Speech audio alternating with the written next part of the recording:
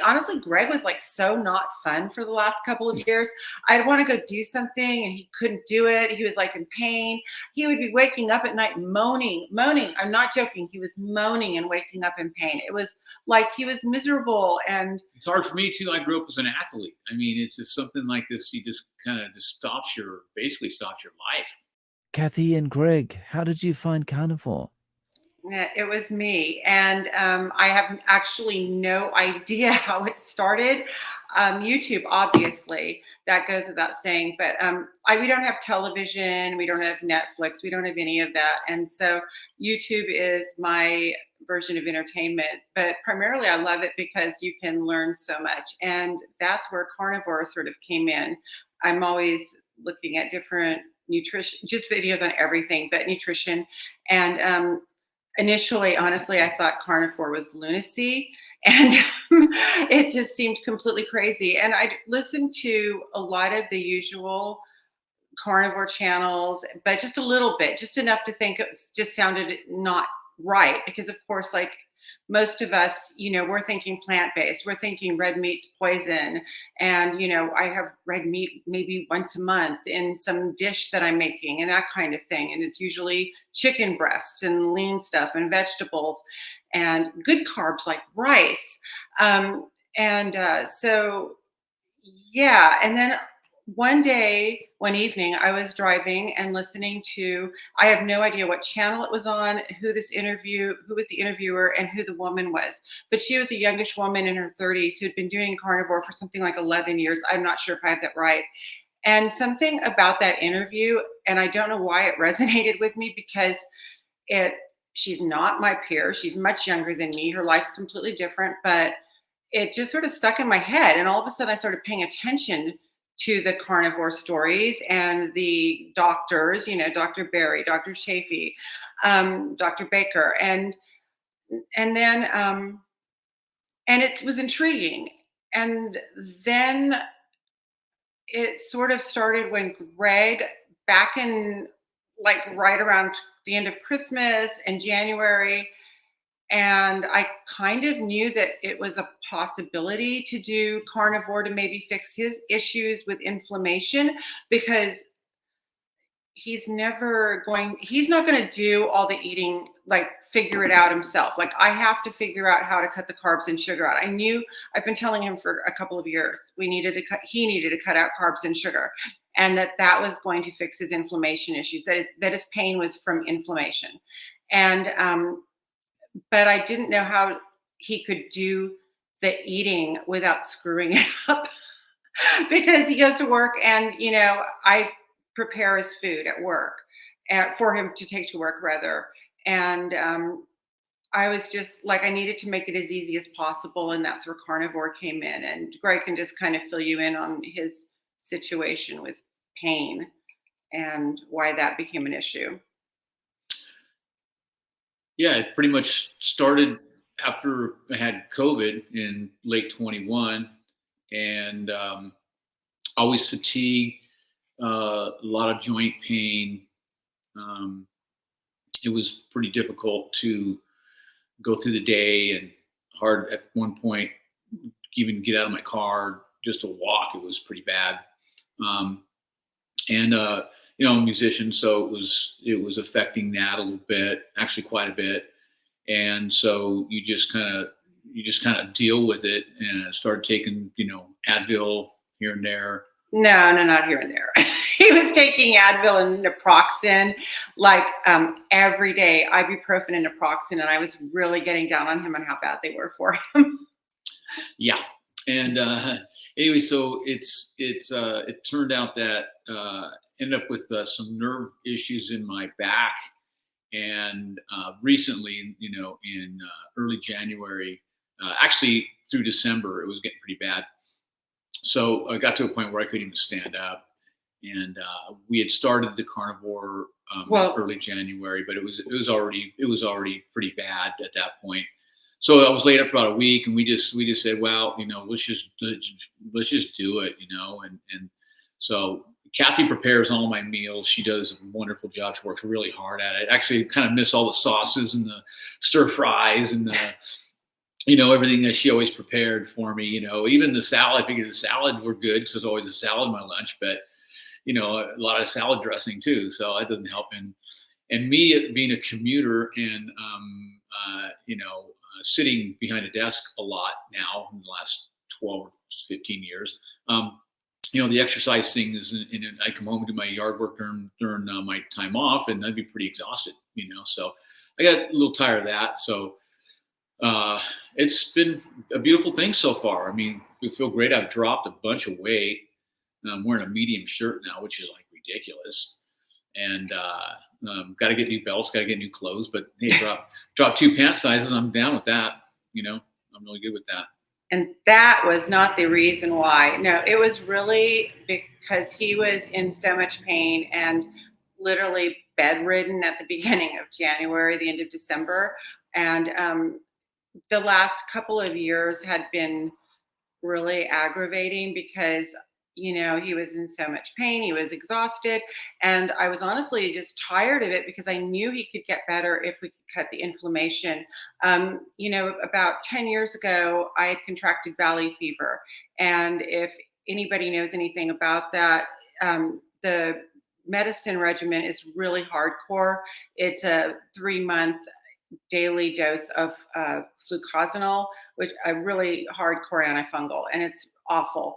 And about a month in, I told my infectious disease doctor I wanted to try and treat that with nutrition and doing an antifungal diet. So he said, you have 1 month, and if your titers aren't okay, you will start this whole regimen over. And I said, fair enough. Well, I was really, really strict with it, and I did really well, and I was fine in a month, which was awesome. I mean, obviously I wasn't horribly sick because that may not have worked, but it helped. In my case, it was awesome. So anyway, I really knew the power of food as medicine, and I was absolutely convinced that that would be the case with Greg if I just got him off carbs and sugar. And I did, like I said, I didn't know how to do that, where I didn't know how to make his lunches and his dinners where it would be possible without it being messed up. So carnivore was obvious. It was just the obvious choice. And it was like amazing. And the weight was just this really cool secondary effect that, he had this stomach that was always there that he would do sit-ups for. It's gone. It's like, just gone. It's amazing. And I lost weight, and I thought I was at a fine weight, and I lost about 10 to 12 pounds. And I've stayed there, thankfully, because I really didn't even want to lose any weight. And I leveled off, and I'm super glad about that. But the thing is, like, I'm much, much better in clothes. Of course, none of my clothes fit. I had to buy new clothes as well. But so the weight thing, anybody who has weight issues, oh my goodness, carnivore is just the way to go. So that's sort of, I don't know, does that even answer how we found carnivore? It's sort of how I found it and how we started it. But it's just been a really amazing thing, especially to see Greg feeling better. He hasn't taken any of the anti-inflammatories. I was really worried about him on the NSAIDs every day. That was a big concern. I don't like these types of medicines. I think they're very hard on the body. And, there's a lot of things that are available at our drugstores just over the counter that are really harsh and can cause a lot of problems.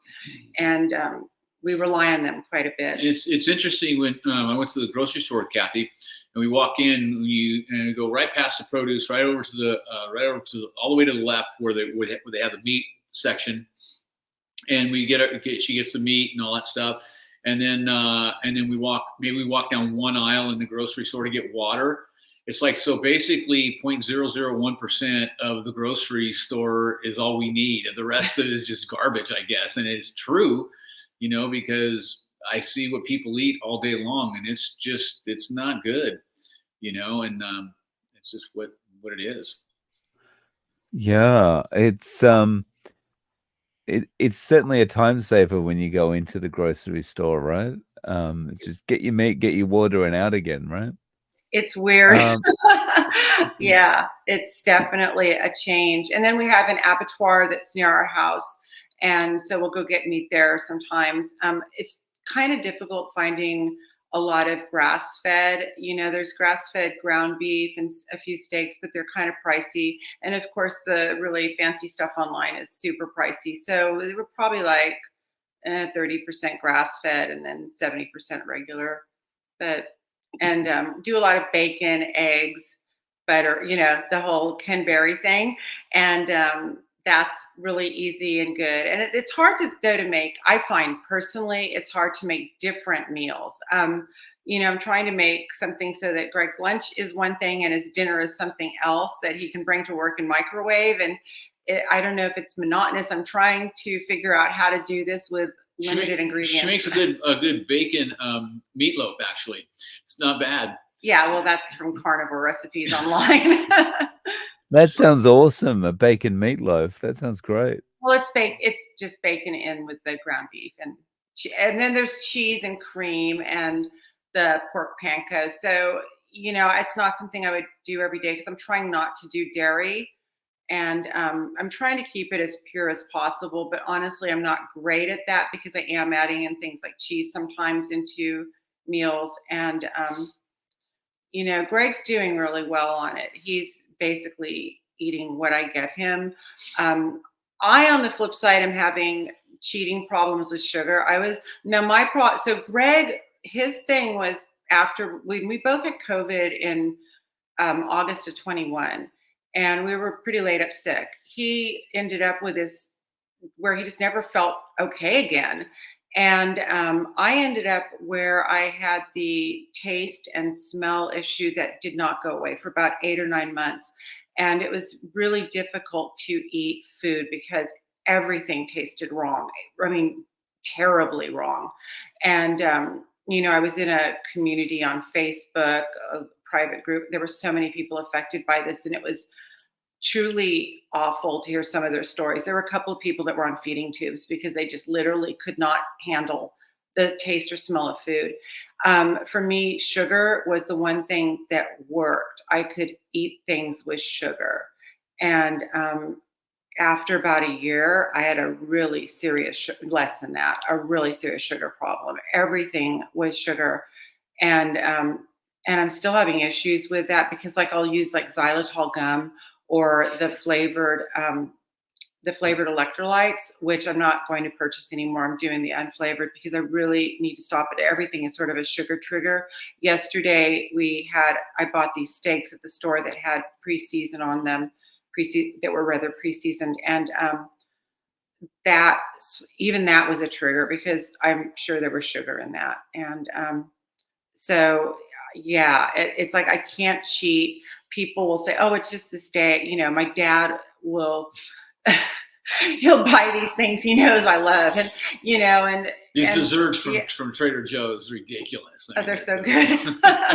And and then it just sets off this downward spiral. I had to go to a meeting down out of town for a couple of days a few weeks back, and we were at a restaurant, and I had a dessert, and it was just a huge mistake because it set off days of this sugar thing where, or my Baskin Robbins seasonal flavor was out in February, I just need, it's just things like that. So I'm having issues, and I was doing really well for about a month.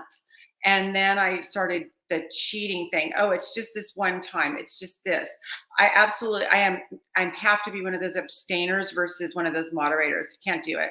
And I think most of the people that I've listened to where they've talked about that, if they have the sugar carb thing, it's the same thing. They can't do. He's crazy. He can have a candy bar, not like now because he hasn't had one now, but in the old days. Oh yeah, he'd have a candy bar and put half of it away, and it would sit there in the fridge for 2 days. Who does this? Right? I mean, it wouldn't be there 2 days later because I would have eaten it. But I don't even understand that behavior because I'm going to eat it. She's the ice cream monster too. Ice cream is ridiculous. Every night, stop and get some ice cream, please. Well, yeah, 4 pints of Haagen-Dazs, right? And they would be gone by the next night for sure. Yeah. So. Yeah, I think Kathy, you and I are very similarly aligned on the way we would consume sugary things. Yes, I'm not a kind of have half and put away either. So Kathy, were you dealing with any pain before you went onto carnivore? And does that come back at all when you do have a time where you have sugar? I feel overall crummy when I have sugar, honestly. I noticed this. I've actually mentioned this to my sister when I first was cheating on carnivore. Um, the first couple of times that I did with ice cream with Baskin Robbins and my what was it, Love Potion 31 flavor. Um, yeah, I noticed it a lot. And the difference because I'd been eating really clean for 3 weeks to a month, something like about a month. And it was it was noticeable and not in a good way. I just, I don't know how to describe it, but I didn't have really severe pain issues. I've have bad knees. And so there are things that aggravate them. However, you know, I have lost a lot of weight through the years from different, for example, when I had valley fever and I was doing the antifungal diet, I lost about 30 pounds that round. At my highest, I was actually 70 pounds more than I am now, which is completely insane. I can't even imagine having that kind of weight on me, but I did. And that was probably like, I don't know, 15 years ago or something. How long ago? Really long time. Yeah, it was a long time ago. It was bad. My doctor even was saying that I was now obese. And he was really surprised when I lost that. She still looked good though. No, thank you. That's so sweet. Right thing to say. And, you know, I lost that first 30 pounds when I had valley fever. And then, but I still had another, I don't know, there's like this other 30 that was kind of hanging on there. And somehow, what was it, about 6, 7 years ago, something like that, I started doing, I didn't know this was the thing. Like I just, for some reason, a lot of food started being really weird to me. And I didn't really want to eat anything. It just all seemed gross and bacteria. I don't know. I had an anti-food thing going on for like a year or something. And I would eat just a salad, really big salad. I mean, huge. There was a ton of stuff in it and it was massive calories. I would eat to like 1 or 2 o'clock and then I would maybe have a yogurt at 5 or 6 and that was it. And I was intermittent fasting, but I had no idea there was a thing called intermittent fasting. And I lost the other like 30 pounds. And I've been at a weight that I thought was really good, since then. So I've been fine for years. But this last 10 pounds, honestly, is a game changer. I really feel better. But like my knee pain and things have gone away when I lost that last 30 pounds. I just really, they'll still happen if I overdo something and, if I'm doing a lot of kneeling or something like that. But overall, it's a massive difference. And my doctor had told me, about the weight and the joint pain, and it was a huge difference. So no, I don't have pain issues when I do sugar. I think if I had pain issues before, I think that would definitely be a problem. I just feel this overall general, I can't explain it, but just off and not well. And it's just not good. And it's this horrible, horrible craving for sugar that doesn't go away. And that's the thing. It takes like a couple of days to get rid of it. And then I can sort of start over again. But yeah, the xylitol gum is going to have to go. I want a good oral biome, but look, I don't think the xylitol gum is good. I can handle the toothpaste thing, but not the gum. I will just go and start grabbing, 2 pieces, and when the taste is gone, 2 more, and I can do that for half a bag of that stuff. Yeah. Yeah, it's kind of a downhill kind of slide, right? Yeah, it I know really the is. feeling. Yeah. So the Yeah. mints, I stopped ordering the mints because I was buying these large bottles of these really great xylitol mints, and I was eating like half a bottle at night. Because that's when you would do your sugar, your like ice cream or whatever. I didn't have it.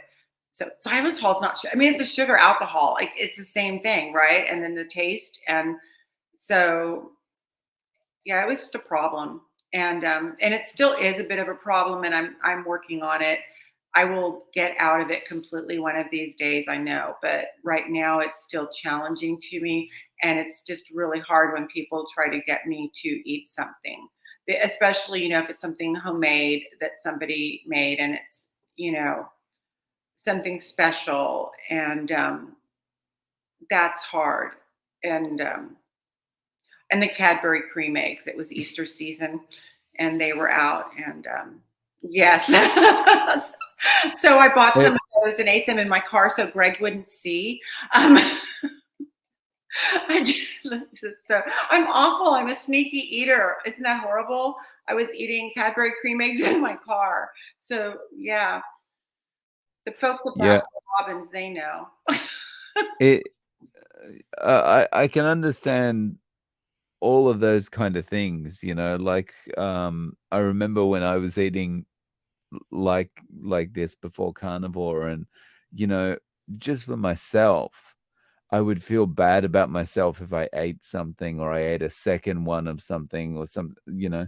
And so I'd put the wrapper in the trash can, and then I would cover the wrapper in the trash can because like I didn't want to see it, and I was also embarrassed that other people would see it as well. And you do all these little weird things when yeah, you have those cravings and you've given into them. Um, yeah, That's so that's weird. when I first started. I had to kind of close myself off to even the opportunity to do those things. Like just say to people, don't invite me to parties, don't offer me anything, whatever. Just completely, I'm abstaining because any temptation at all, like you were mentioning, your father would get you the things from Trader Joe's or whatever. I would just have to close myself off from that because the temptation would have been too strong. Yeah. That's definitely me, and the hiding wrappers. Yeah. I so relate to that. I remember this one time so long ago, but back when half gallons of ice cream were actually a half gallon, and I ate the rest of the ice cream, and I didn't want anyone to know. So I went and bought another one, and I ate it down to where the other one. I mean, these are the kinds of things that people who are sugar addicts do. So while I didn't eat sugar, I certainly did not eat the amount of sugar that I've eaten in the last few years ever in my life. But things like not being able to stop eating ice cream and that kind of thing. Like if I ate something before, it didn't set off days of that kind of addiction. It just wasn't the same as what happened the last few years. And that was really, it's been really hard. I never thought I would eat as much sugar as I did. I mean, even like household sugar that, you purchase sugar for baking. Normally that stuff is around forever. Like I've literally gone through bags of sugar, and that's disgusting beyond belief, like really disgusting. And I'm way too old to be eating that way and expect to not have issues.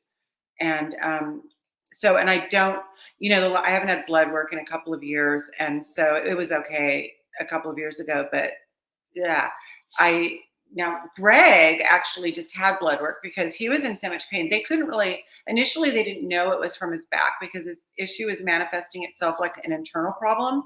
So ended up actually in the ER, and he had a lot of tests done, which in a way is good, in a way not, because it was really expensive. But on the flip side, we do know that overall he was basically super healthy. So, but you did have that pre-diabetes marker going on. So yeah, so that part wasn't. But The American diet. yeah, our standard American, and he was eating well. He wasn't. I mean, what anybody would think was really well. Well, yeah, nothing from like Burger King or McDonald's or no fast food. Everything was, pre-done by Kathy, homemade, and it was perfect. I didn't have to, I'm in the retail car business, so basically you have everything thrown at you every day, like brownies, Girl Scout cookies, you name it, hey, here, try that now, and it's like, oh yeah, that tastes good, and all through the day you're eating stuff. I had a bad habit. I hate to admit it, but I like marshmallow. I like the texture. So the marshmallow fluff stuff. That cream, that marshmallow cream. I mean, it was that, he'd take a couple spoons of that a day, and it's no big deal. Well, it is a big deal. It's a lot of sugar. Yeah. And so, and just, the elimination diet thing is a beautiful thing. It really is. I mean, we start at first when she brought it up, I said, I don't really want to eat animals, you know what I mean? And, all that. And that was, and I'm thinking, because we're more vegetarian-ish, No, we weren't vegetarian. Yeah, well, chicken, chicken. And we have mostly, yeah, I always had a salad, and you always had veggies. And it was, we thought it was an extremely healthy diet. Well, come to find out, I mean, I've lost a bunch of weight, and that wasn't our goal, but I feel great. And, and I don't get tempted by any of this stuff anymore. It's not true. I did have a slice of pizza. I must say, I did have one slice, and I regretted it. It didn't taste very good at all. And so last time we'll do that. Yeah. So, well, how did you feel after you had the pizza? Like, was it just bloated, or did any pain come back? Just sat in my gut, just felt uncomfortable, and the taste was kind of nasty, and it just wasn't that good. Just so it's nothing that I miss at all. I mean, I love eggs and bacon. So Kathy cooks up the bacon and eggs, and that one meal pretty much can last me all day. Cause I don't know how many eggs you give me. It must be, must be 6 eggs or something, but it's delicious. And I eat that, and I'm good. I could, actually my dessert now is like a beef broth or a chicken broth or something. That's what I brought myself to doing it, because it's just, every once in a while you get, because I ate yogurt all the time, every day, and there's a lot of sugar in yogurt. Whatever. And so, I got a little craving for that. I'll just have a beef broth. Okay. That works, so. Nice. So, when you are eating, are you doing like 2 meals a day, 3 meals a day? 2 meals usually a day, and some hard-boiled eggs in the morning. That's pretty much it. Yeah, I just so he works 5 days a week, and so what he doesn't eat at home usually in the morning. I always make a ton of hard-boiled eggs every week. We have, fortunately, a nice fresh egg connection that we can usually, not in the winter, the production goes down a bit, but so hopefully I have those eggs, but I do kind of splurge on the eggs. I'll buy the pasture raised eggs and that kind of thing. And I make a lot of hard-boiled eggs. I always have hard-boiled eggs in the fridge for a snack, if you're hungry. And so usually, like, for example, so I made a chuck pot roast, and I have a couple of containers of that, and in the fridge, and that's what he'll take to work tomorrow, one of those. And then I just made a couple of New York steaks in the Ninja Grill right before I did the we had a ribeye. We each had a ribeye steak for lunch today, and so that was our first meal today, right? Yeah, it was. And so, usually it's like 2 meals, and that's pretty much it. Although, but tomorrow he's going to have 2 New York steaks and then the chuck pot roast, because he has a really long day and he won't be off work until about 7. So, and then I'll throw in some hard-boiled eggs too. So that's sort of, there's something there. A lot of water. A lot of water. And so, yeah. And it's it's hard to be creative, because Greg's used to eating a lot during the day at work. Every couple hours. Yeah. See, that's just it. And so it's like, now he's not eating every couple of hours, but still, if I don't want him like feeling like he has to go and try and find something to eat if he gets hungry. So I want to make sure there's enough food in there. And because I don't, there really isn't anything that he can get that is suitable right now that's near his work. If he's hungry, I don't want him going out and getting something with sugar in it or something, because he's doing so much better. Oh my goodness. In fact, I was really worried, because I was hanging out in this live chat for this particular, actually it wasn't a carnivore thing at all. And anyway, but they had somebody talking about nutrition on it. And so in the live chat, people are, there's the side conversations, how they go. And somebody had mentioned carnivore. And I said, oh, I'm doing carnivore. We've been doing it for about a month then. And then this other girl said that she'd been doing carnivore for a month and all her pain was gone. And I was feeling really depressed because Greg had not mentioned any alleviation of pain at that point. And darned if 2 hours later, completely, there was no, I just absolutely, he just came up and out of the blue just said, I haven't had any pain. It's gone. And I was just like, oh, thank God. Because I thought, this other girl's getting pain relief. Greg hasn't mentioned that. And then what point had you, because he had told me you hadn't been taking any of the NSAIDs. So how long had you not been taking them? Do you remember when you stopped taking them? Probably right away. I pretty much stopped taking them, in January, February. Somewhere, yeah, it wasn't right away because initially he was dealing with that back issue. He was in a lot of pain, so he was actually on some prescription pain meds for about a week. Yeah, and was that something you were expecting, Greg, to be able to give them up, or you just went, "Oh, it's not hurting anymore. I don't need this." Yeah, that was it. There was no pain. I had for some reason behind my knees, it was muscular. I don't really know what it was, but I could barely walk. It was ridiculous. And I had shoulder problems. My elbow would flare up every once in a while. My hand, I could barely close my hand. It's almost healed now. That I should probably slow down my playing. But if I were to do that, it'd probably be 100%. But I'm at like 60 to 80% good on my hand now, and it was a lot of pain. I couldn't move my hand, couldn't move my fingers for a couple months. I'd wake up in agony, and I thought maybe I've got arthritis. I don't think I have, but it was just maybe an inflammation thing. I don't know, but the pain is definitely receding quite quickly. He was miserable. I mean, I expected he would get better on carnivore. I was absolutely convinced. And that's why we did this. And, had there been an easier way to do a non-red meat diet that would have been easy to pack up the food that he needed to fill him up to go to work, that I probably would have done that. And I'm super glad I didn't, because the more that I know about this, the happier I am that I chose this route and seeing the results. And it's like, I hesitate to say miraculous because that's a little strong, but I had faith that the diet would fix this on him. I really did. That's why I did this, because it was really weird eating this much red meat.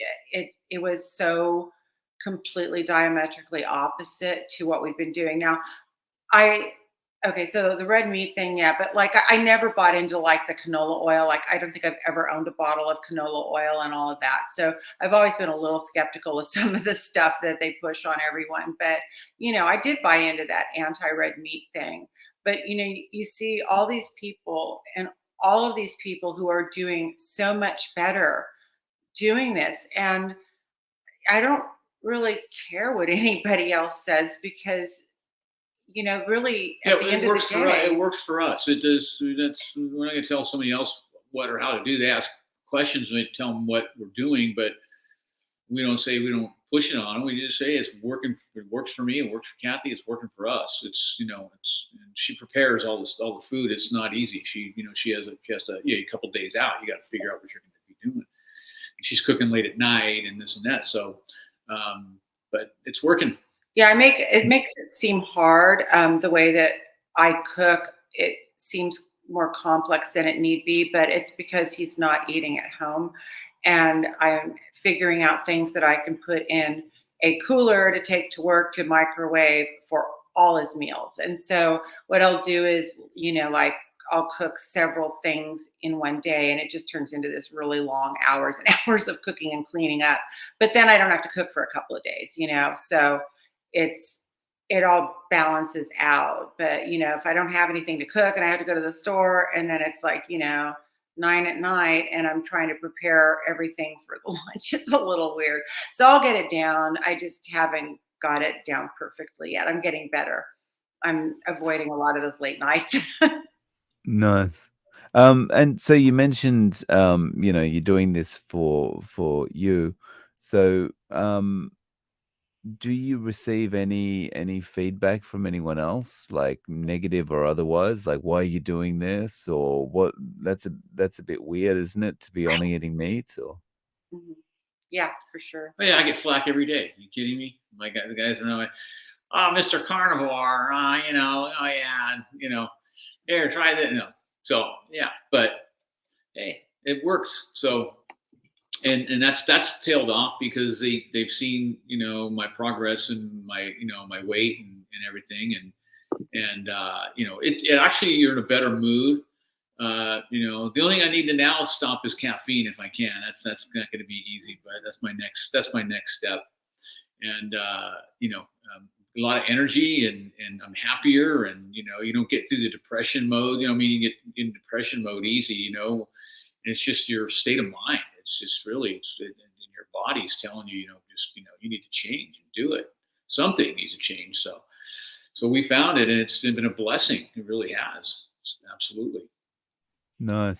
It's a lot easier to deal with the kind of feedback, negative or otherwise, you might receive from people when you're feeling so good, right? Absolutely.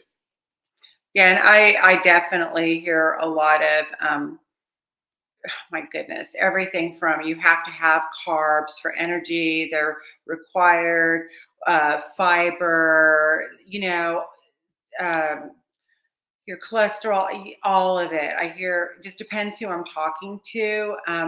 Most people will bring something up at some point or ask how long we're going to do this, like, a temporary thing. I mean, I would like to incorporate some certain vegetables back in at some point. Like at Easter, I made baked potatoes for my son and his girlfriend, and then green beans. And I looked up the green beans, and they were low on carbs. So Greg and I were able to eat some green beans with our tri-tip. So yeah, but a lot of people, they don't really want to learn about it. Like they don't until they take some time and like it's how I was. I mean, like I said, I thought it was lunacy. It wasn't. It just seemed weird. And Well, it's because but we've been taught all these years. yeah. It's just the opposite of what we've been told, and it's just been I think, a big lie. Well, I thought, how do you get the nutrition? You need all those phytonutrients from vegetables and, the usual stuff. I mean, like I was growing sprouts like last year, and I mean, my dad used to do things like macrobiotics um, I'm trying to remember, gosh, going back to the 80s. Like the McDougall plan, all of this stuff. I remember when Atkins was a thing, and I thought Atkins was lunacy then too. I wish I'd kind of paid attention to Atkins. It seems now I understand it made sense. And when keto became a thing, I just ignored it. Like everybody was doing keto, and I don't think I've actually even watched any keto videos until I started really paying attention to carnivore. So I just sort of bypassed keto altogether. I know a lot of people start with keto and then sort of segue into carnivore. I don't know, I just bypassed keto. It seemed trendy. So me being anti-trendy, I had to like not, I don't know, just ignore it. So, and yeah, it just was out of necessity. Honestly, Greg was like so not fun for the last couple of years. I'd want to go do something and he couldn't do it. He was like in pain. He would be waking up at night moaning. I'm not joking. He was moaning and waking up in pain. It was like he was miserable. And it's hard for me too. I grew up as an athlete. I mean, it's just something like this. You just kind of just basically stops your life. Yeah, and like I just knew if he cut the carbs and sugar, he would be better. I just knew it. And so, like I said, I know I'm a broken record, but it's like the carnivore was the easy way to cut the carbs and sugar and get rid of his inflammation, and it absolutely worked. And I'm completely stoked about that. And I was right as always. Um, so, but yeah, the way, like I said, the weight thing, and I know we mentioned this before, but it's really, especially with Greg, because he would do sit-ups and go on the Nordic track and do all this stuff trying to get rid of his stomach. And, I mean, and nothing worked, like nothing. And you're supposed to exercise, right? I mean, that's what you're supposed to do. And it wasn't working, and he wasn't eating badly. I mean, well, yes, he was. He was having a banana every single day, and then usually another piece of fruit, and then his yogurt, and then his gigantic salad, and and then whatever gigantic dinner thing I would put in there with a bunch of vegetables and rice. But at the time, I mean, that sounds like you're still following what, you know, would be classed as the healthy, a healthy kind of meal, right? Because everyone, like, in the mainstream, a banana is a health food, right? Exactly. And Mm. so Greg was eating a really well balanced, wonderful meal every day. I mean, it was that is why I couldn't figure out how to change it without the carnivore, because it was just like, okay, get rid of everything, make it easy. And then I found out he was sneaking around, he was eating sunflower seeds. He's like, I'm just eating sunflower seeds. Like, no, you can't have that either. You can't have anything. That was a mistake, Dave. That was a mistake. Yeah. So he can't have anything. I'm just like, you can't have anything. No, he does have tea and coffee. Now I have coffee. Coffee's my poison too. But like, okay, if I can get rid of the sugar, and besides, I'm working on making like perfecting espressos right now. So that's kind of so Greg gets one of those, but then he's been doing the black tea again. And I really want to. I know if he cut the caffeine, I think that would take him to the next level. Because he still has some issues with his ankle and his hand, but I mean the rest of his body's better. We actually went hiking last week, whatever, I don't know. Anyway, something I've wanted to do for the last couple of years, and he really wasn't able to do it at all. And before. Now you were able to. And we went probably 5 miles. It was unbelievable. And or we'd go kayaking like maybe once a year, because it would take everything out of him before. I mean, to do one thing, to get the energy to go kayaking one day or to play golf one day, and then it was like the rest of the week he was just completely destroyed. And he'd come home from work and go to bed, and like I said, waking up in the middle of the night in pain like almost every night, and it was awful. And then seeing him struggling in the morning and taking NSAIDs. So honestly, if he had it, sweetie, get down. Sorry, my cat's trying to jump up there. If he hadn't got as bad as he got right around the end of December, I don't even know. Would we have started this? Maybe not.